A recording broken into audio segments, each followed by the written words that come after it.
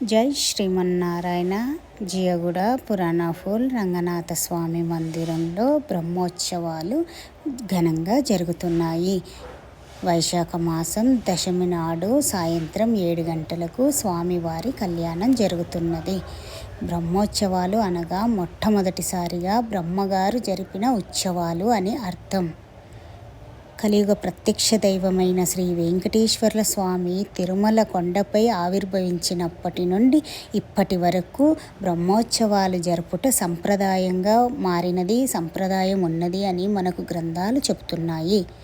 మొట్టమొదటిసారి బ్రహ్మగారు శ్రీవారికి మహోత్సవాలను జరిపించినాడట. అయితే శ్రీ వెంకటేశ్వర్ల స్వామి నాకు మొట్టమొదటిసారిగా బ్రహ్మగారు జరిపించిన ఉత్సవాలు కాబట్టి వీటిని ఇకపై బ్రహ్మోత్సవాలు అని అంటారు అని స్వామివారే స్వయంగా పలికారట. ఆనాటి నుంచి ఇప్పటి వరకు స్వామివారికి బ్రహ్మోత్సవాలు జరుగుతున్నాయి. జియగూడ రంగనాథ స్వామి మందిరంలో ఈ బ్రహ్మోత్సవాలలో స్వామివారికి శ్రీదేవి భూదేవితో అమ్మవార్లతో వివాహం చాలా ఘనంగా జరిపించారు. స్వామివారి కళ్యాణాన్ని చూడడానికి భక్తులు భారీ సంఖ్యతో తరలివచ్చారు.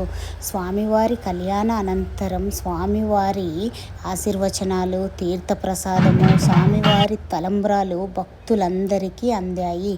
రేపు స్వామివారి ఊరేగింపు నెక్స్ట్ షాట్లో